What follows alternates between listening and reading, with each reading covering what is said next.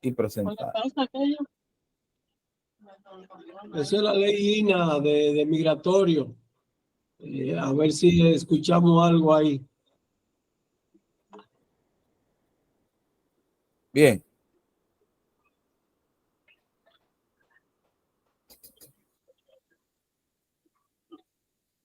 Ok, voy a compartir. Me dejan saber si se ve o no se ve, por favor. Perfecto, se está mirando. Está cogiendo sazón. Sí, positivo. Allá voy.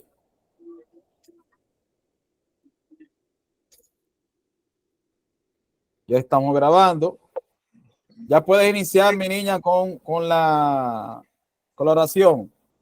Perfecto. Amantísimo Padre Celestial que moras en las alturas, venimos hoy delante de tu presencia para darte las gracias por permitirnos estar en este espacio en esta noche. Te pedimos, Señor, que bendiga a cada miembro de este grupo y que nos des el discernimiento necesario para comprender esta lección que se nos está impartiendo. Te pedimos por el maestro, Señor, que le des la claridad y la facilidad para que pueda explicar y nosotros entender. Te damos las gracias una vez más en el nombre de Jesús. Amén. Amén. Muchas gracias, Jamie. Estaba un poquito rezagada, no cogiendo los cursos, pero ya vi que te activaste de nuevo. Y no, estoy activa. Bien. Con mi hija, esa es mi hija, Yesari. Bueno, Yesari. Señores, antes de iniciar, por favor, las personas que son nuevas en este espacio con nosotros, me presento, soy el profesor José Ramón Ramírez Sánchez, director del grupo. Hay un micrófono abierto, por favor. Ahí, vamos a resolver eso. Soy el profesor José Ramón Ramírez Sánchez, director del Grupo Dominicano de Capacitación Jurídica Empresarial del Grupo Educajuris y CEO del mismo, especialista en trámite migratorio con certificaciones internacionales de diferentes países, con más de 19 años de experiencia profesional. Señores, soy especialista en educación virtual, pero en esta ocasión estoy presentando lo que es la ley de inmigración del 65 y de 1986 de Estados Unidos de América. Este es los webinars, son los viernes, pero como ayer no pude iniciar y tuve problemas con el internet y la plataforma esta semana, hoy decidimos relanzar aquí los sábados el estudio de la interpretación de la ley INA de Estados Unidos. El tema para hoy es la ley de inmigración de 65 que cambió Estados Unidos. Señores, el presidente del Comité Judicial, Emanuel Zeller, presentó la HR 2580 del 5 de enero del 65. Este proyecto de ley eventualmente se convertiría en ley como la Ley de Inmigración y Nacionalidad de 1965. Antes de iniciar, de seguir, me gustaría por favor que tomen nota, tomen un papel, lápiz, papel, o utilicen el note del celular, porque voy a hacer preguntas.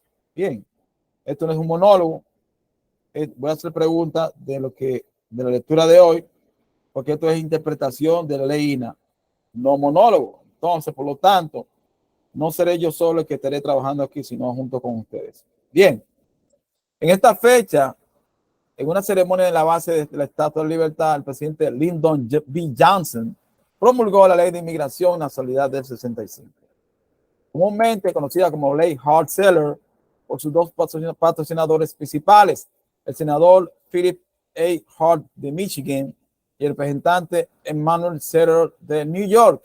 La ley revisó el sistema de inmigración de Estados Unidos durante un periodo de profunda inestabilidad global. Durante décadas, un sistema federal de cuotas había restringido severamente el número de personas de fuera de Europa Occidental elegibles para establecerse en Estados Unidos. Aprobada durante el apogeo de la Guerra Fría, Hart-Celler borró la antigua política americana de limitar la inmigración basada en el origen nacional. 40 años de pruebas han demostrado que el patrón rígido de discriminación no solo ha producido desequilibrios que han imitado a muchas naciones, sino que el propio Congreso, a través de una larga serie de promulgaciones forzadas por las realidades de un mundo cambiante, consideró adecuado modificar esta fórmula impracticable para que hoy permanece en los libros, en los libros principalmente como una expresión de condescencia gratuita, observó Zeller, presidente del Comité Judicial de la Cámara. En su lugar, el Congreso erigió una mano legal que priorizó a los inmigrantes altamente calificados y abrió la puerta a las personas con familiares que ya viven en Estados Unidos. El popular proyecto de ley fue aprobado por la Cámara 318 a 95, 318 votos a 95.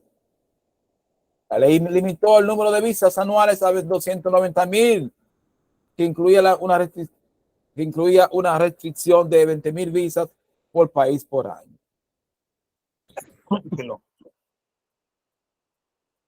Pero los legisladores habían subestimado enormemente la cantidad de inmigrantes que se beneficiarían de la cláusula de reunificación familiar. En particular, la ley se creó, pero los legisladores habían subestimado enormemente la cantidad de inmigrantes que se beneficiarían de la cláusula de reunificación familiar. Entonces, nuevas oportunidades para que los inmigrantes de países asiáticos se reúnan con familiares en Estados Unidos. Después de Hart-Celler, la inmigración anual saltó a casi 500,000 de personas y solo el 20% procedía de Europa. En un gesto simbólico, el presidente Lyndon Johnson fue a la Estatua de la Libertad para firmar una ley de inmigración que otorgaba a personas de todos los países del mundo las mismas oportunidades de entrar a Estados Unidos. El mismo descartó en aquel entonces que la medida fuese revolucionaria. No afecta la vida de millones de personas. No modificará la estructura de nuestra vida cotidiana. Tampoco aumentará de manera importante nuestra riqueza ni nuestra fuerza, dijo el presidente durante la ceremonia que tuvo lugar el 3 de octubre de 1965. Sin embargo, subrayó que la nueva normativa migratoria podría fortalecernos en cientos de maneras no visibles. 50 años después, la ley Hart-Celler, promulgada por Johnson, ha provocado cambios dramáticos. El país donde en 1965 casi totalidad de sus habitantes había venido a este mundo dentro de sus fronteras, tiene ahora una considerable población nacida en el exterior. Su diversidad demográfica abarca todas las latitudes y el paradigma racial de blancos y negros se ha ampliado a uno multicolor. Los americanos han adoptado con alegría los géneros musicales y la gastronomía de los migrantes, aunque a nivel político persisten las discrepancias e inquietudes sobre quién está de forma legal o ilegal en el país. Celebramos las generaciones de inmigrantes que han forjado este país y que han contribuido al engrandecimiento de Estados Unidos, declaró el presidente Barack Obama en un comunicado con motivo del aniversario de la ley al tiempo, que se pronunció en favor de una reforma migratoria integral y elogió el apoyo bipartidista que hizo posible que Johnson firmara y promulgara la medida. A continuación, hechos relacionados con la ley de Hart-Celler, también conocida como la Ley de Inmigración y Naturalización de 1965. Resultado imprevisto. Señores, ante la exigencia de familias americanas formadas por migrantes europeos deseosos de llevar al país a sus parientes, el Congreso decidió reemplazar el estricto sistema de cuotas migratorias por país por un proceso que repartía las visas equitativamente entre todas las naciones, en el que solo se dio preferencia a los inmigrantes con habilidades, educación avanzadas o con vínculos familiares con ciudadanos americanos. Algunos en el Congreso pensaron que en práctica nada cambiaría. En aquel entonces, muchos consideraron que los inmigrantes europeos serían los principales beneficiados. Racismo, señores. Según los patrones históricos, las olas de inmigración habían procedido siempre de Europa, dijo Erika Lee, profesora de historia de la inmigración en la Universidad de Minnesota. Pensaron que se basaría en esos patrones. Sin embargo, a Estados Unidos habían llegado también migrantes de Asia y América Latina. Estos aprovecharon también el beneficio de la preferencia familiar para atraer a sus padres, hijos y hermanos.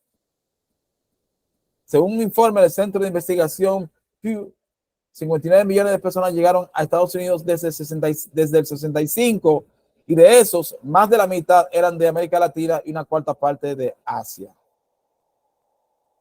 Señores, miren, ¿en qué se basa esto que estoy diciendo? Fíjense, ahora mismo existe lo que hay, las preferencias de visado. Por ejemplo, voy a buscar esto para que ustedes entiendan de lo que estoy hablando, que tal vez algunos no lo entienden. A partir del 65, cambió la migración en Estados Unidos totalmente. A partir de ahí, tenemos lo que es la categoría de visado por preferencia, que son esos visados que se le da a las personas con límite de visado. ¿Verdad? Con límite de visado. Por ejemplo, ¿quiénes tienen límite de visado? Vamos a ver aquí si aparece.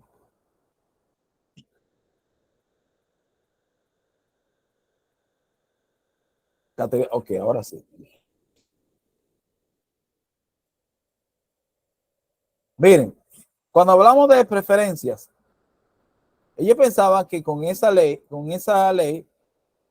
iban a favorecer solamente a los europeos.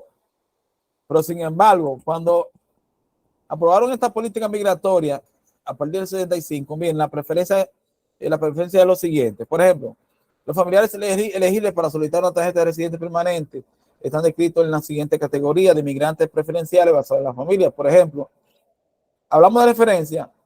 Primera referencia F1, que son los hijos e hijas de ciudadanos americanos que sean solteros, solteras y tengan 21 años de edad o más. Hablamos de segunda preferencia, F2A, los cónyuges e hijos solteros menores de 21 años de edad de residentes permanentes legales. Hablamos de tercera preferencia, F2B, a los hijos e hijas solteras de 21 años de edad de residentes permanentes legales. Hablamos de preferencia en la tercera ahora, que son la F3, que son los hijos e hijas casados de ciudadanos americanos, y cuarta preferencia F4, hermanos y hermanas de ciudadanos americanos si el ciudadano americano tiene 21 años de edad o más. Estos tipos de peticiones son las que esperan, tienen una edad de espera de que haya disponible una visa para el beneficiario principal. Por ejemplo, a los familiares inmediatos de ciudadanos, ¿verdad? Que en el caso de los hijos menores y las esposas no necesitan esta preferencia, sino que son familiares inmediatos, por lo tanto, siempre tendrán visas actualizadas. ¿Alguna pregunta aquí que me quieran hacer en relación a esto de preferencia de visado? ¿Que no entiendan? ¿Alguna pregunta? Sí, buenas noches. Dígame. Salud. ¿Su nombre? Eduarda. Dígame, Eduardo. Me pasa que no estoy en la casa, estoy en la calle y estoy tratando lo más posible. Sí. La F2, ¿cuáles son? La F2, F2 se divide en dos. Se divide en F2A, que esa preferencia es para cónyuges e hijos que son solteros y que son menores de 21 años de edad de residentes permanentes legales. Y tenemos la F2B, que son los que son, hijos. Póngame atención, que son la segunda preferencia F2B, que son hijos e hijas solteras de 21 años de edad de residentes permanentes legales, ¿verdad? Pero en este caso sería adulto. Okay. Bien. Ok, gracias. Ok. ¿Alguien más que me quiera hacer alguna pregunta? ¿Alguien más? ¿No hay más preguntas? Bien. Bien, señores, la tercera preferencia. Por ejemplo, aquí está la petición de hijos e hijas casados de ciudadanos americanos. Aquí se van los hijos y se van las esposas de ciudadanos. La primera preferencia F1, ahí son los hijos e hijas de ciudadanos americanos que sean solteros y tengan 21 años de edad o más. Los solteros van en la F1 y los casados van en la F3. Los hermanastros, las hermanastras, los hermanos biológicos, las hermanas biológicas van aquí en la F4. ¿Me di a entender, señores? ¿Me di a entender? Positivo, maestro, positivo. ¿Con quién me habló ahí? El licenciado Eugenio Jiménez. ¿Cómo está usted, Eugenio? Eugenio, Bien, bien. entendió esto. Miren, esto Sí. solamente se da para los ciudadanos con hijos solteros, menores y esposas. No va ahí, porque eso tienen visa de una vez. Por ejemplo, esto tiene que esperar un tiempo. Ahora mismo los hermanos y hermanos tienen que esperar, ahora mismo están esperando 14 y 16 años. Bien. Sí. ¿Dónde usted ve esto? Bueno, fácil. Lo voy a llevar al sitio. Si no entienden, me preguntan, ¿eh? Si no entienden, porque esto es para interpretar. Ok. Vamos a ver. Boletín de visa. Eso está en el famoso boletín de visa. Permiso, profesor, pero usted sabe también que eso tienen una categoría, aunque no sea la preferencial, esos son inmediatos. Es que están los IR y en el caso de los padres también, que tienen Sí, una pero categoría, aunque no lo estamos, diga el boletín de visa. no, lo que pasa es que estamos como esto de preferencia se creó en 1965. Estamos Ok. hablando de preferencia, porque yo quiero traerlo aquí por la preferencia, Ok. porque para explicando de qué se trata, que los legisladores pensaban que esto era solamente para los europeos y se equivocaron. De acuerdo. Y se equivocaron, ¿me entiendes? Eso fue lo que pasó. Entonces, aquí estoy buscando el boletín de visa para que puedan entender algo que les voy a explicar ahora. Vamos a ver. Un momento. Ok, este es el boletín, el famoso boletín de visa. Que aquí actúan las preferencias. Y voy a enseñar cómo se lee el boletín. Miren. Estamos en junio de 2023. Déjame ver. Es decir, ya salió. Mayo, estamos en mayo. Ok. No, pero espérese que me está tirando junio de 2023. Ok. Junio de 2023. Tenemos la F1, que viene siendo los hijos de 21 años solteros de ciudadano americano. Están trabajando el 15 de diciembre de 2014. ¿Verdad? La F2A. Déjame ver, aquí está el empleo. Espérese, vamos a buscar otro, espérese. Estamos hablando del empleo, vamos a buscar esta. Así también lo desglosa mejor. Un momento. Ok, como quiera. Están ahí. Mírenlo aquí. Se está trabajando 15 de diciembre de 2014. Para F1. Para la F2A se está trabajando 8 de diciembre de 2020. 8 de septiembre de 2020. Para la F2B se está trabajando 22 de septiembre de 2015. Para la F3 se está trabajando 8 de diciembre de 2008. Y para la de hermanos está trabajando 8 de abril de 2007. Señores, se ha atrasado el boletín de visa. Miren, fíjense ahí. Antes estaba actualizado, ya no está actualizado. Está mirando. Está mirando, señores, que ya no está actualizado el boletín de visa. Se han atrasado las peticiones. 3 años. Miren, la de esposa, miren. 8 de septiembre de 2020. Había un atraso de 3 años. ¿Sí o no? Eso estaba actualizado. ¿Me están ahí, señores? ¿Me están escuchando? Estamos Sí, aquí, positivo. estamos escuchando. La F2A, maestro, del 2020. 2020 está trabajando ahora. O sea, Okay. estaba actualizado y para ahora, hasta la fecha, está atrasado 2020. Y estaba en el 2023, estaba actualizado. Sí, Mira mira el atraso. sí, volvió hacia Eso, atrás. eso hay que anunciarlo, eso. Eso yo no, lo estoy mirando ahora, eso no estaba así. Bien. Bueno, vamos a seguir para no desvirtuar lo que estamos haciendo. Hay como una lluvia por ahí, no sé. Un ruido ahí. Ok. Ya entienden lo que le estoy diciendo. Ese sistema que ustedes vieron, el sistema de preferencia, eso se introdujo en la ley de inmigración americana de 1965, que es la que estamos hablando ahora. Por eso es que se dice que hubo el cambio en la política migratoria fue a partir de esa ley. ¿Me di a entender, señores? Antes la ley era por cuota. Por ejemplo, para Asia eran solamente 100 visas para los países asiáticos por año. ¿Ustedes se imaginan eso? 100 visas por año, que era por cuota. Miren aquí. Entonces, ahora es por preferencia las peticiones. Pero esto favoreció a los de América Latina y a Asia grandemente. Ya ustedes vieron ahí 59 millones de personas llegaron a Estados Unidos desde el 65 hasta la fecha. Bien, seguimos. Abriendo una puerta cerrada. Bueno, la inmigración americana estuvo recientemente controlada a partir de finales del siglo XIX. Estaba rotundamente prohibida para personas de ciertas regiones como Asia. Cuando hablamos de eso, miren, sucede que había un bloqueo para los asiáticos. Los asiáticos, esos primeros asiáticos fueron los que fueron en masa hacia Estados Unidos. Pero ¿qué pasa? Ese bloqueo que había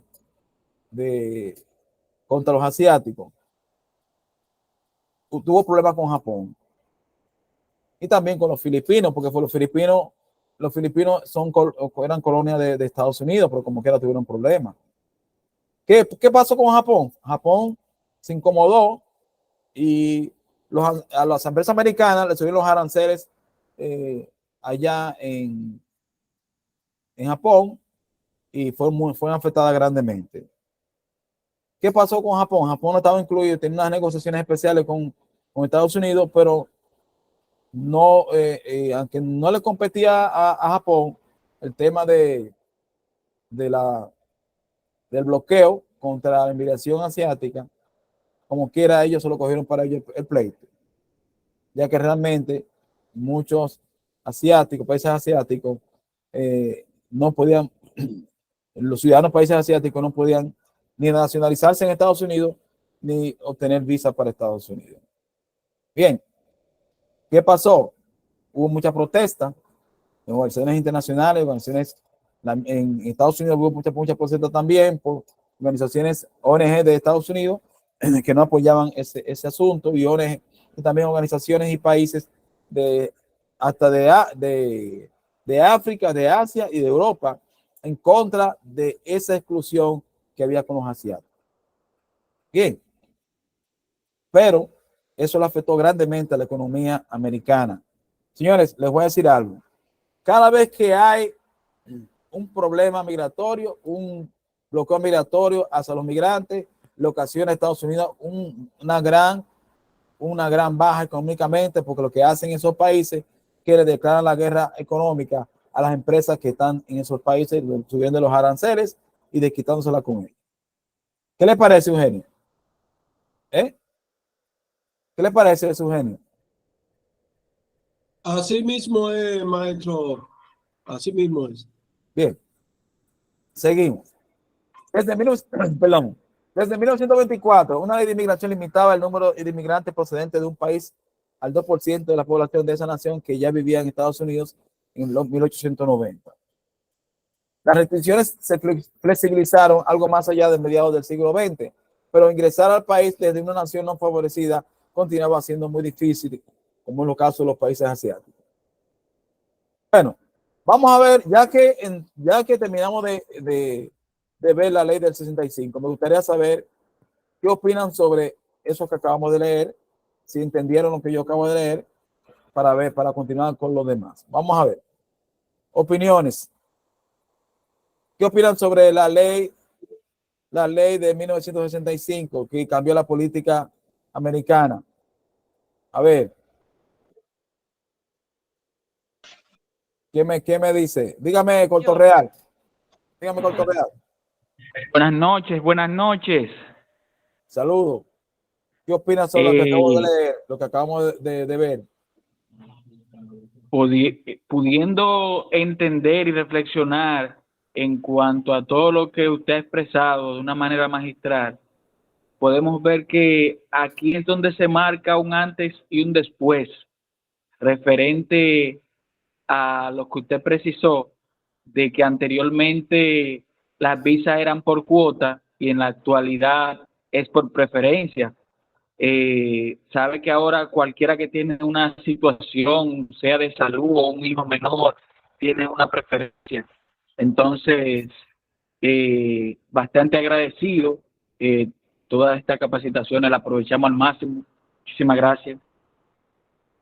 Okay, gracias. ¿Alguien más quiere aportar algo? Bueno, yo, Dígame, Jamie. vamos a decir algo ahí.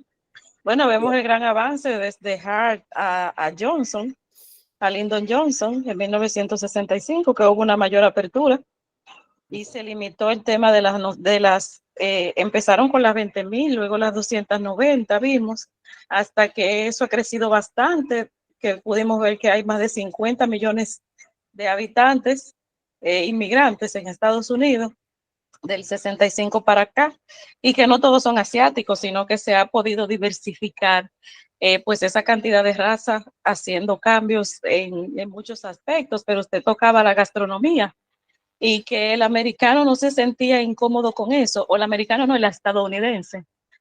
A partir de ahí para acá se abolió la discriminación o se fue dando gradualmente ese tema de que ciertos grupos no tuvieran acceso, y eso ha hecho que crezca muchísimo más el país, la nación, porque son grandes, pues por la cantidad de inmigrantes que tienen, es lo que he podido ver más o menos como un recuento. Sí, así mismo. Jamie, para ti, ¿qué tan importante es conocer esta historia de la ley INA que yo he estado partiendo durante todos esos días? Eso es bellísimo. Acuérdese que yo vengo con usted, con Claudio, con Gregorio, desde Funjepro, y nos explican procesos. O sea, nosotros no sabemos de dónde salen esos procesos. Un aporte muy importante la noche de hoy, que fue en 1965, donde fueron seleccionadas las categorías de visas que hoy vemos. Porque nosotros hablamos de esos boletines muchísimo y los tiempos y todo eso de procesamiento, pero no sabemos de ¿De dónde dónde sale? nació esto, y por eso es tan importante pues el estudio de esta ley para nosotros ver la fuente de todo lo que ha venido aconteciendo. Usted se le está comiendo con este curso, profesor. ¿Usted sabía que es primera vez que se da eso en el mundo entero, eso que estamos haciendo ahora mismo? Eso es lo que estoy escuchando, porque nosotros hemos recibido formación en otros lugares, no fuera, pero aquí, con usted, acuérdese que nosotros empezamos en Funjepro, usted, Sí. Claudio, Gregorio, muchos abogados de los que están por ahí, quizás no tienen la forma de dar estos contenidos. No voy a decir que no lo saben, porque eso es muy atrevido de mi parte, ¿verdad? Pero no lo imparten como formación. Bien, gracias. Bien. Bueno, señores, ¿alguien más que quiera decir algo? ¿Alguien más que quiera aportar? Porque vamos a pasar un tema, un tema que es la amnistía del 86. Ustedes se van a sorprender lo que vamos a tratar ahora. Bien, mire cómo hemos ido dando las diferentes leyes del 52, que fue cuando inició la ley de inmigración real de Estados Unidos, 1924, la del 65, ahora vamos con la amnistía del 86. Vamos a continuar. Demos un segundo, por favor.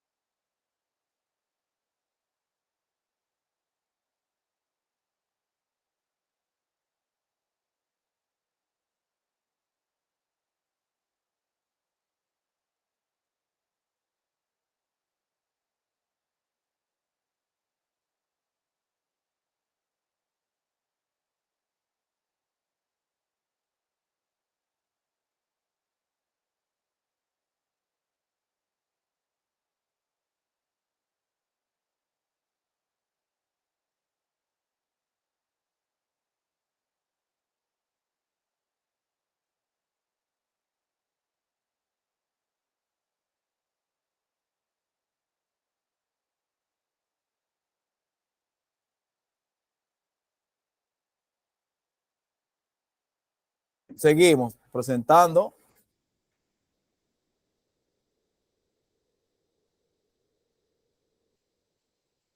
Ok, ahora venimos con un tema muy importante, que es el tema de la ley de reforma y control de inmigración del 86. Coloquialmente se le pone como IRCA. Los apodos son Ley Simpson-Mazzoli y Amnistía Reagan, promulgado por el 99º Congreso de Estados Unidos, ¿verdad?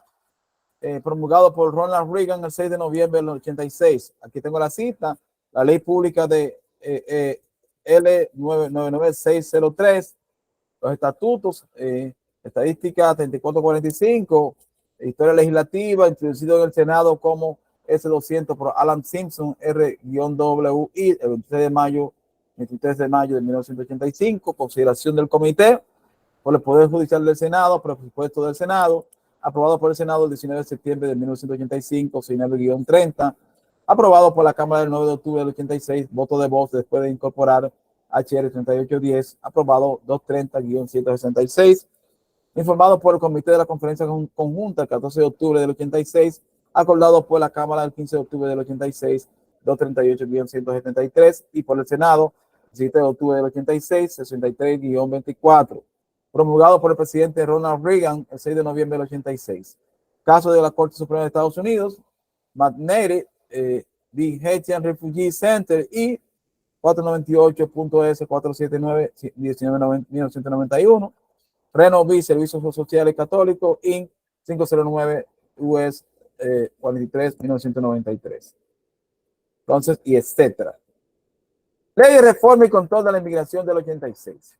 Señores, la ley de control y reforma de inmigración IRCA, o Ley Simpson-Mazzoli, fue aprobada por el 99º Congreso de los Estados Unidos y promulgada por el presidente de Estados Unidos, Ronald Reagan, el 6 de noviembre del 86.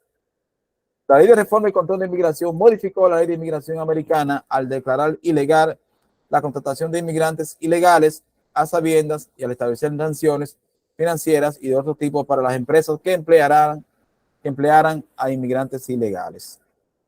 La ley también legalizó a la mayoría de los inmigrantes indocumentados que habían llegado al país antes del 1 de enero del 82. Señores, 3 millones de inmigrantes se legalizaron en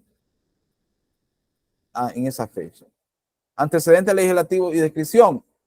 Romano L. Mazzoli fue un representante demócrata de Kentucky y Alan K. Simpson fue un senador republicano de Wyoming que presidió sus respectivos subcomités de inmigración en el Congreso. El esfuerzo fue asistido por las recomendaciones de la Comisión Bipartidista sobre reforma de inmigración presidida por el reverendo Teodoro Hasbert, entonces presidente de la Universidad de Notre Dame. Estas sanciones se aplicarían únicamente a los empleadores que tuvieran más de 3 empleados y no hicieran un esfuerzo suficiente para determinar el estatus legal de sus trabajadores. El primer proyecto de ley Simpson-Mazzoli fue informado por los comités judiciales de la Cámara y del Senado. El proyecto de ley no fue recibido por la Cámara, pero los defensores de los derechos civiles estaban preocupados por el potencial de abuso y discriminación contra los hispanos, y los grupos de productores se manifestaron por disposiciones adicionales para la mano de obra extranjera. La Cámara de Comercio de Estados Unidos se opuso persistentemente a las sanciones contra los empleadores. El segundo proyecto de la ley Simpson-Mazzoli finalmente llegó a ambas cámaras en el 85, pero cayó en el tema del costo en el comité de la conferencia. Ese año fue importante el punto de inflexión para los intentos de cambio. La resistencia en el lugar de trabajo a las multas en el lugar de trabajo comenzó a disminuir en parte debido a la disposición de protección afirmativa de la ley que liberaba expresamente a los empleadores de deber de verificar la validez de las declaraciones de los trabajadores. Además, los empleadores agrícolas cambiaron su enfoque de la oposición a las sanciones los empleadores a una campaña concertada para asegurar fuentes alternativas de mano de obra extranjera. A medida que se desvanecía la oposición a las sanciones a los empleadores, se intensificaban los esfuerzos de cabildeo de los agricultores por programas extensos de trabajadores temporales. Los programas para trabajadores agrícolas comenzaron a superar las sanciones a los empleadores como la parte más controvertida de la reforma. El presidente Ronald Reagan no hizo de la inmigración un enfoque principal de su administración. Sin embargo, vino a apoyar el paquete de reformas patrocinado por Simpson y Mazzoli y promulgó la Ley de Reforma y Control de Inmigración en noviembre de 1986, la llamada Amnistía Reagan, muy famosa por regular millones de indocumentados en Estados Unidos. Entonces, todos esos indocumentados que habían venido a Estados Unidos antes del 82.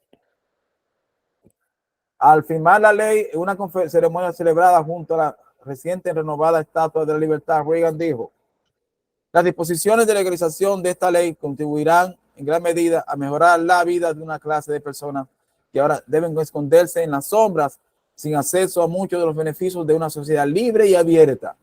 Muy pronto muchos de estos hombres y las mujeres podrán salir a la luz del sol y en última instancia, si así lo desean, pueden convertirse en ciudadanos americanos. Disposiciones.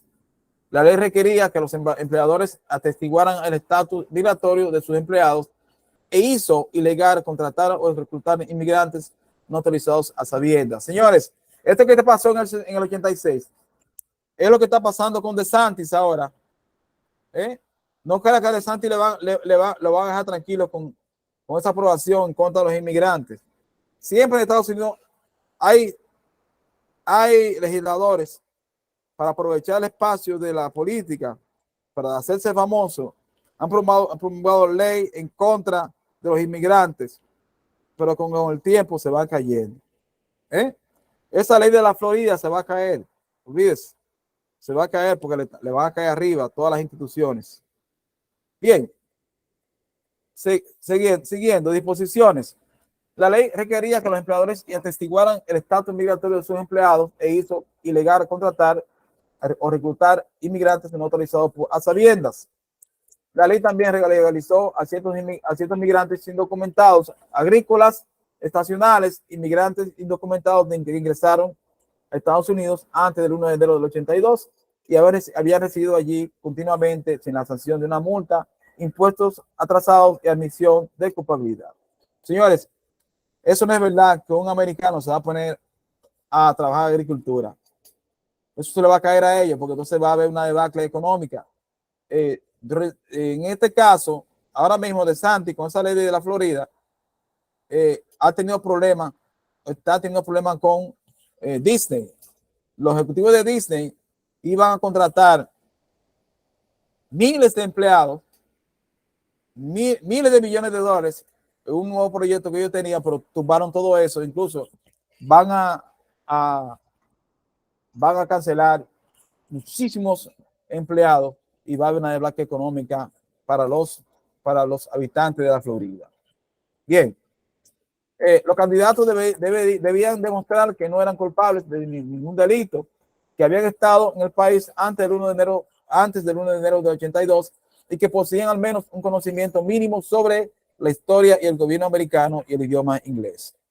La ley establecía sanciones financieras de otro tipo para quienes emplearan a inmigrantes indocumentados bajo la teoría de que las bajas perspectivas de empleo reducirían la migración indocumentada. Otro error.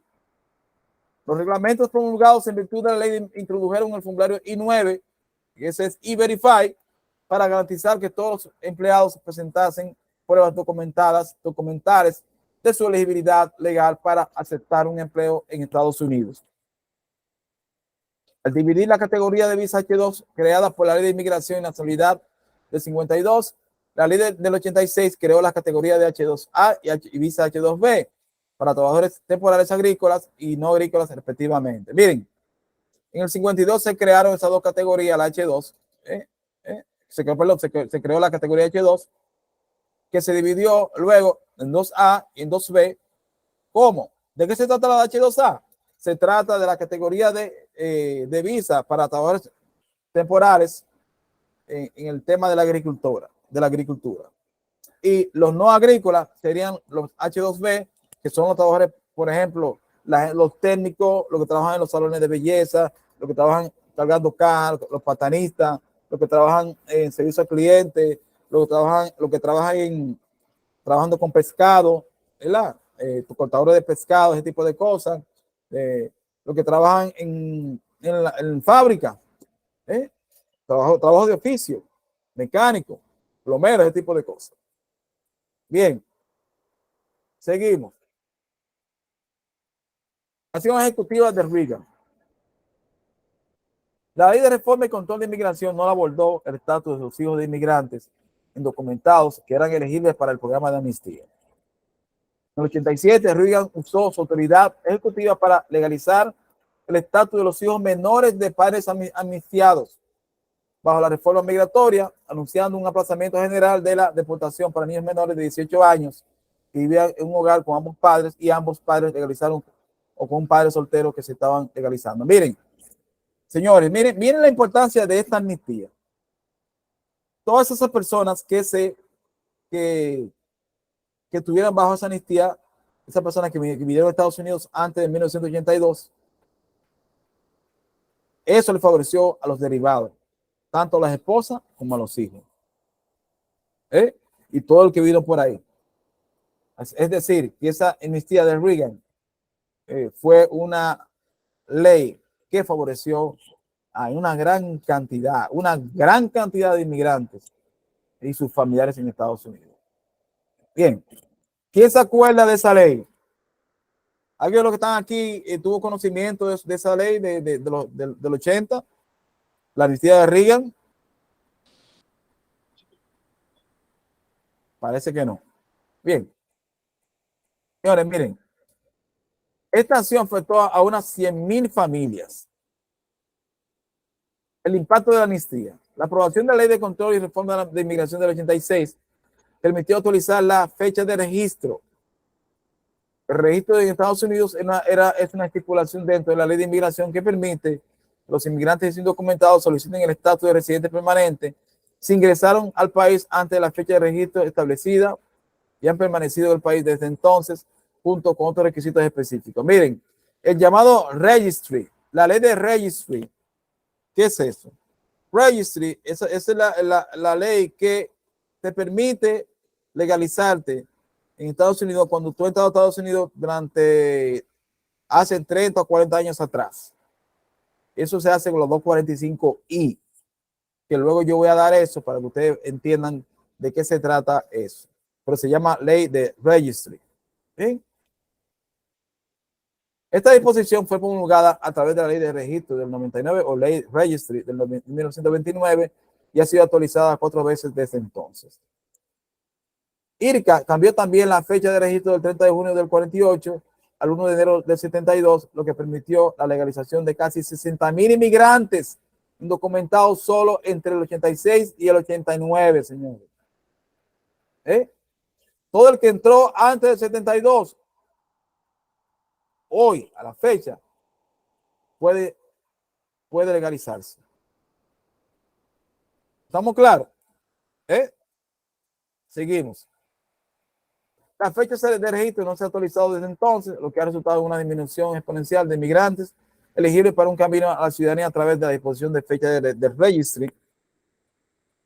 Por ejemplo, 2015-2019 solo 305 personas tuvieron estatus legal hasta la fecha de registry de 72. Señores, hay miles de inmigrantes que tienen 40 años en Estados Unidos y tienen miedo de legalizarse porque creen que lo van a deportar. ¿Ustedes sabían eso? ¿Están ahí? ¿Están ahí, señores? Exacto, Sí, estamos estamos aquí. ¿Ustedes sabían eso? Que hay miles de personas que no se han legalizado por eso. Sí, Por miedo. Ellos hay muchos que tienen temor a que si van a migración a legalizarse, es posible que lo deporten para acá y se mantienen así. Sin embargo, mira lo que le beneficia a ellos. Ya ustedes saben. Bien, seguimos.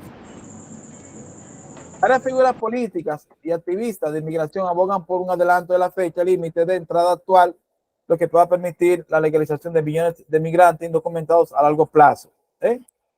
Además de la actualización de la fecha de registry, la ley de reforma y control de inmigración otorgó amnistía a 2 grupos de solicitantes. Los extranjeros que residían ilegalmente en Estados Unidos desde el 1 de enero del 82 fueron legalizados bajo la sección 245A de la Ley de Inmigración y Nacionalidad INA mientras que los extranjeros empleados en trabajos agrícolas estacionales por un mínimo de 90 días al año antes del mayo del 86 fueron legalizados bajo la 110A de INA. Casi 3 millones de personas solicitaron la legalización bajo la IRCA. Bien. A través de la actualización en la fecha de registry junto con los programas Law y SO promulgados por IRCA, aproximadamente 2.7 millones de personas fueron finalmente aprobadas para residencia permanente. Sobre el mercado laboral. Según un estudio, la IRCA hizo que algunos empleadores discriminaran a los trabajadores que parecían extranjeros, lo que resultaría una pequeña reducción en el empleo hispano en general. No hay evidencia estadística de que una reducción en el empleo esté relacionada con el desempleo en la economía en su conjunto o que esté separada de las estadísticas generales de desempleo de la población. Otro estudio indicó que si se contrataba a empleados, los salarios se van a reducir para compensar a los empleadores por el riesgo percibido de contratar extranjeros. El proceso de contratación también cambió cuando los empleadores recurrieron a la contratación de indirecta a través de los subcontratistas. Señores, lo que pasa es, señores, miren, un americano no se va a meter a plomero. ¿Usted cree, bueno, que se meta a plomero un americano?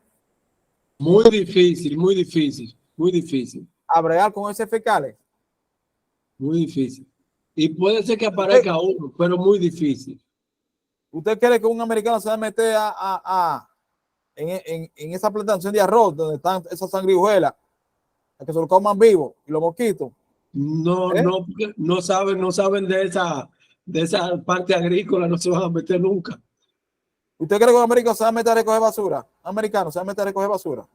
No, por eso siempre llegan los inmigrantes a hacer el trabajo que ellos no hacen. Entonces yo no entiendo por qué que algunos legisladores atacan tanto la inmigración extranjera, que si esa mano de obra extranjera le beneficia al país, lamentablemente. Bien, Sí. Seguimos. Es como nosotros aquí, maestro, con la caña. Asimismo, en virtud de un acuerdo de subcontratación, un ciudadano americano o un extranjero residente acuerda contractualmente con un empleador proporcionar una cantidad específica de trabajadores durante un cierto periodo de tiempo para realizar una tarea definida a una tarifa fija de pago por trabajador. Al utilizar un subcontratista, la empresa no se responsabiliza ya que los trabajadores no son empleados. El uso de un subcontratista disminuye el salario de un trabajador ya que una parte se la queda el subcontratista. Esta contratación indirecta se impone a todos sin importar la legalidad. Sobre la inmigración ilegal. A pesar de la aprobación de ley, la población de inmigrantes ilegales aumentó de 5 millones del 86 a 11.1 millones en el 2013. En el 82, la Corte Suprema prohibió a las escuelas negar servicios basándose en el estatus de inmigración ilegal en Plater v. Doe. Miren, dónde queda el asunto, ¿eh? En el 86, Reagan firmó la ley de tratamiento médico de emergencia y trabajo activo en Tala, que prohibía a los hospitales negar servicios de atención de emergencia en función del estatus migratorio. Miren, señor, lo que hizo Reagan, ¿eh?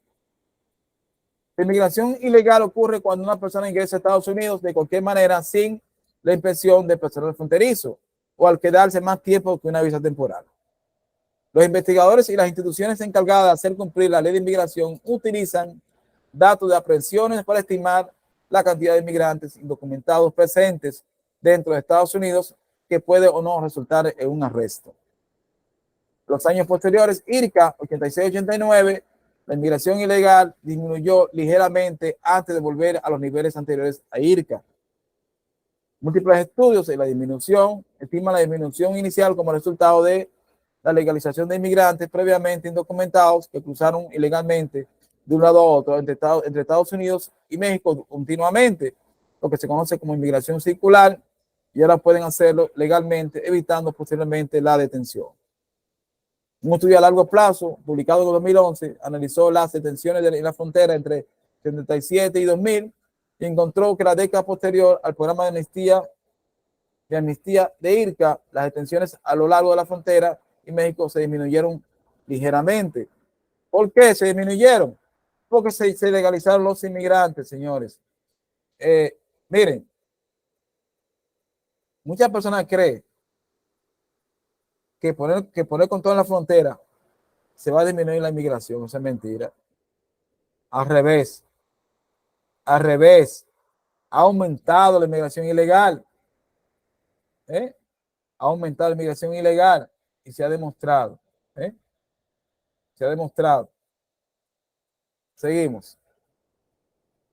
Si bien IRCA no alentó la inmigración ilegal, no logró frenarla. Algunos atribuyen este fracaso a la falta de atención a los determinantes de clave de inmigración. Un estudio de 2007 en Hinckley Journal of Politics titulado The Ephemeral Immigration Reform and Control Act of 1986, Its Formation, Failure and Future Implications, definió estos determinantes como niveles salariales relativos de Estados Unidos, flexibilidad del mercado laboral, probabilidad y costo de cruzar a la frontera. Capacidad para encontrar trabajo, cambios demográficos, agitación política, demanda de mano de obras en sectores en crecimiento, redes de inmigración existentes y relaciones familiares. El mismo estudio destacó el intento fallido de sanciones a los empleadores que establecía castigos penales y civiles a los empleadores por contratar o continuar empleando a sabiendas de los inmigrantes indocumentados. Estas sanciones resultaron en poca supervisión, incumplimiento por parte del gobierno, una falta de motivación e incentivo económico por parte de los empleadores para garantizar el estatus legal de todos los empleados antes de la contratación, también conocida como E-Verify, y en algunos casos una aceptación abierta y disposición a pagar las multas impuestas. Si bien el diseño de la política de inmigración americana puede tener un efecto sobre las detenciones, los patrones inmigratorios, los factores y determinantes externos que existen fuera de la política de inmigración americana también influyen en los flujos migratorios y la migración legal o ilegal posterior. Okay. Entonces, hasta aquí hemos llegado con este tema de la amnistía y la ley de 1965. A ver qué opinan los estudiantes, ¿verdad?, sobre este tema de esta noche. Me voy con Eugenio. Eugenio, ¿qué te pareció, Eugenio, el estudio de la ley INA en cuanto al tema de los niveles de preferencia, la categoría de preferencia del 65 y la amnistía de Ronald Reagan del 86? ¿Qué te parece, Eugenio? Se fue Eugenio. Jesús Cortorreal. Sí, estoy aquí, maestro. Estoy aquí. No podía agarrar el micrófono. Fíjense, realmente sí fueron muy buenas, principalmente la del 65, también la del 82, el cual favoreció a muchos irregulares indocumentados que entraron allá al país, el cual lo vi fenomenal.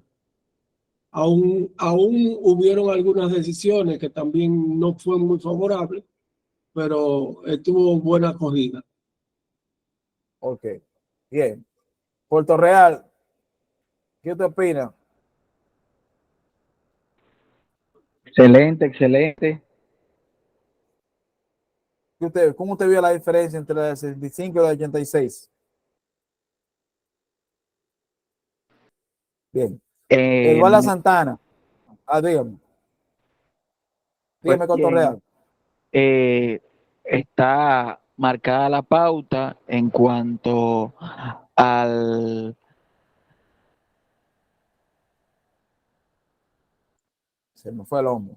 Eduardo Santana, su opinión sobre estas dos leyes.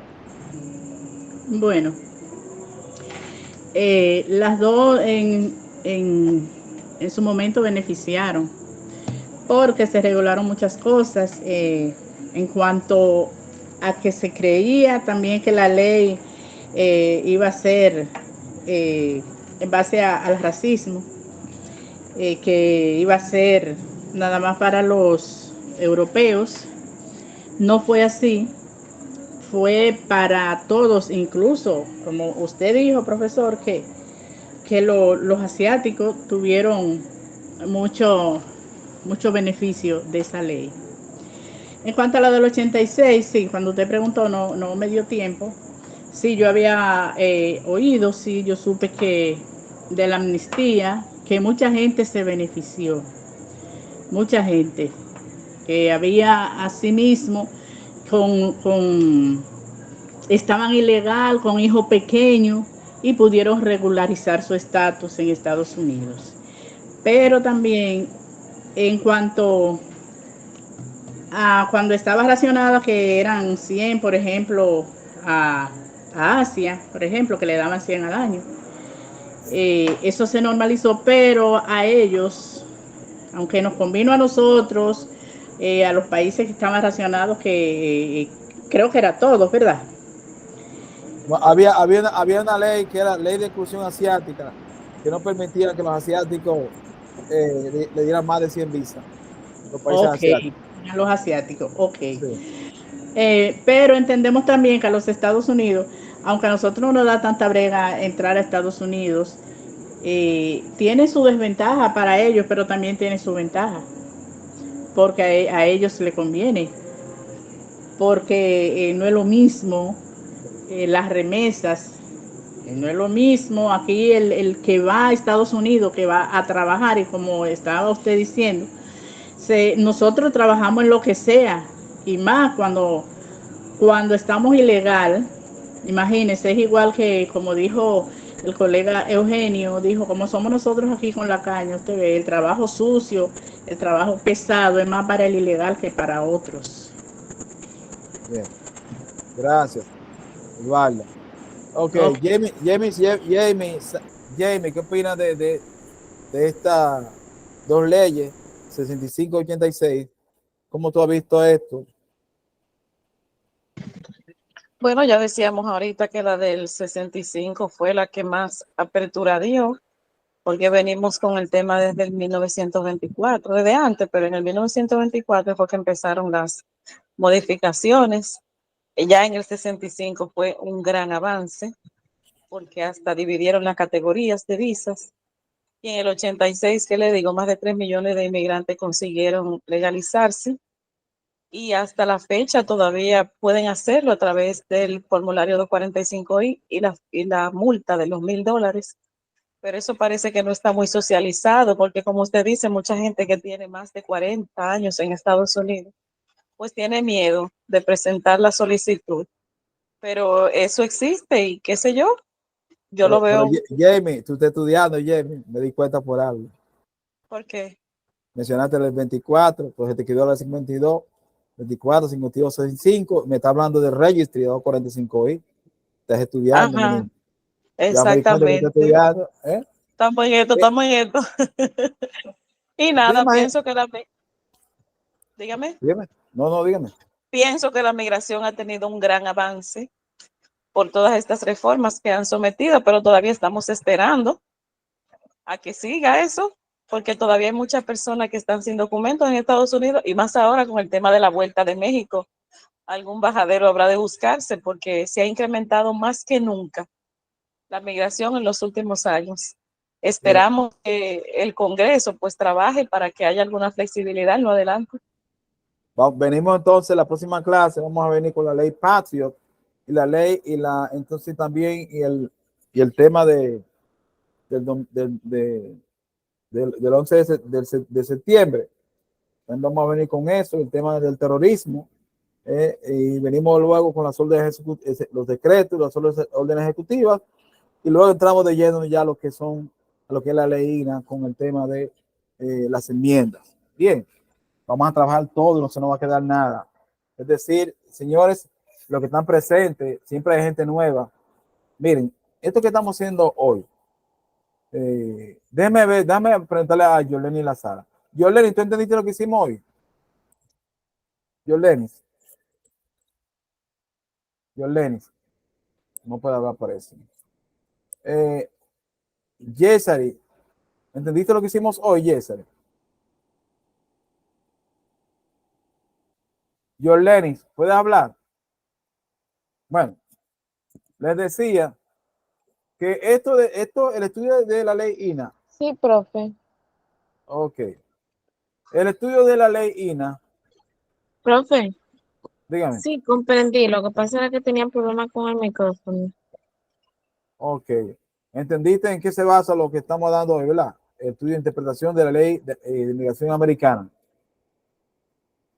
Sí, ¿Viste, Jessica? hoy hablamos de la ley de 1965 y la democratización con la cantidad de visas por país, que es porque empezó la igualdad. Antes países como Europa, países europeos tenían cierta prioridad y los países asiáticos eran discriminados con relación a la cantidad de visas que se emitía al año, y también con esta ley nacieron las preferencias o Oh, la categoría. felicidades, Yesari. Tú hiciste ahora mismo un resumen de lo que yo quería, lo que estoy tratando de hoy. Bien, bien, señores, les decía, Jamie, abre tu micrófono, Jamie. Jamie, ¿te fuiste? Sí, aquí estamos. Sí, aquí estamos. Jamie, ¿por qué es tan importante este fue lo que yo he creado, este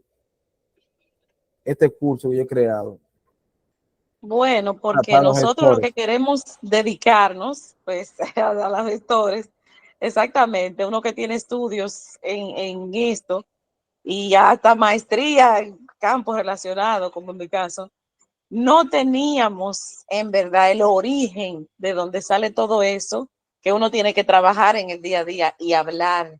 Nosotros ahora vamos a trabajar con una basamenta jurídica y vamos a tener la información de la ley que nos va a permitir hacer la cosa como la hacen allá prácticamente. Porque la diferencia entre un doctor juris allá que se forma, ¿verdad?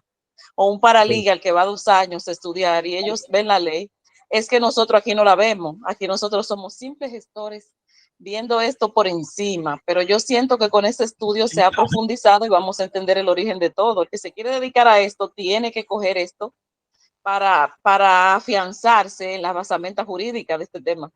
Eso pienso. Bien, entonces, fíjate que yo pensaba que iba a tener mucha gente metida en estos cursos de la ley, pero yo veo que ellos están preguntando en los chats migratorios, haciendo preguntas a otra gente que sabe menos que ellos. No, yo también. Lo que pasa es que lamentablemente nosotros nos conformamos con aprender a llenar esos formularios. Es escaso quien quiera ir más allá, porque ya después que sabemos llenar esos formularios empezamos a cobrar por ello. Se piensa que es todo, o sea, profundizar es una responsabilidad de cada profesional para mejorar.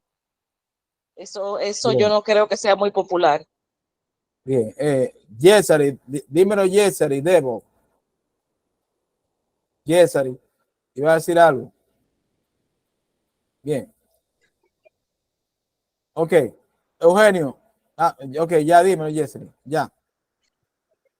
Es importante, bueno, porque a través de la ley vamos a poder tratar casos cada vez más profundos, no solo limitarnos a las peticiones de reunificación familiar, las visas de paseo y tal vez un H2A o un H2B.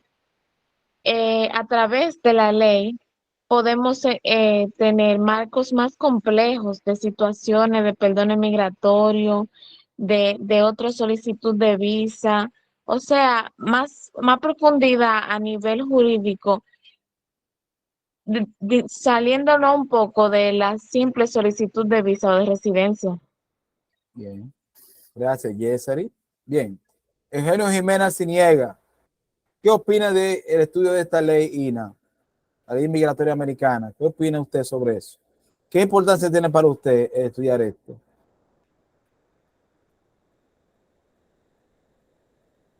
Bueno, la importancia es que realmente ahí sabemos de dónde y cómo viene y cómo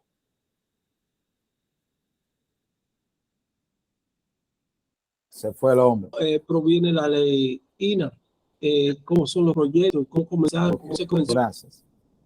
Bueno, señores, me pusieron su nombre y su teléfono ahí. Mañana a la 1:30 tenemos el curso. Que mañana es Día de las Madres. No voy a tener que reprogramarlos para otro domingo de arriba. Eso es que la gente no va a entrar. Mañana la gente respeta mucho el día de las Madres. Dígame, Eduardo. Dígame, Eduardo. Sí, ¿y qué tiempo tiene este curso? Esto es el año entero, Eduardo. Esto es un foro de estudio. La ley No, IRA. no, que comenzó. Esto tiene como 4 clases. Dame, 4 o 5 clases. Ok. ¿Por qué, Eduardo? Yo no sabía, yo entré porque el colega Eugenio fue que me invitó. Yo lo que le invito a ustedes a comprar, yo tengo lo que se llama Compendio de la Ley IRA de Estados Unidos, que abarca toda la historia de la ley IRA completa, las agencias que conforman la migración en Estados Unidos, están las enmiendas y están los términos que se usan también. Eso tiene Yo, un costo de 2.500 porque tiene 1,000 y pico de páginas. Dígame, Eduardo. yo tengo un material porque yo comencé un diplomado, el cual no pude terminar, o no que no pude terminar, sino que no terminó bien, porque siempre había un problema, el formulario no se llenó nunca porque la computadora se frizaba, en fin, Yo. imposible, profesor, imposible.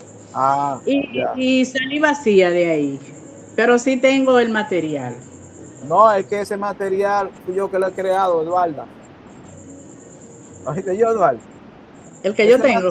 No, el material que yo tengo fui yo que lo creé, un compendio de la migración americana que yo hice, que abarca la historia completa de todas las leyes de Estados Unidos, ley de migración de Estados Unidos, abarca las agencias, abarca los términos migratorios, abarca las enmiendas y abarca también un cuestionario de preguntas y respuestas de práctica que sobre la ley INA. Eso lo hice yo, Eduardo. Es un material, un compendio de 1,000 y pico de páginas. Y yo dudo que eso, yo no dudo que esas instituciones lo hayan hecho porque fue un trabajo que se hizo. ¿Entiendes? No, el que yo tengo fue un grande. Bien. No, yo estoy hablando de la ley. Yo le estaba mencionando ahorita. Eduardo, El que me lo dio. yo estoy hablando de la ley INA, completa. Entiendo. Completa. Ok, digo que el que me estaba dando el curso a mí era un grande. Que ustedes también lo mencionaron ahí ahorita, pero siempre había un problema. Y no pudimos terminar. Deje eso así. No, lo vamos a dejar así. Claro que sí, que lo vamos a dejar así. Lo que vamos a hacer es a seguir.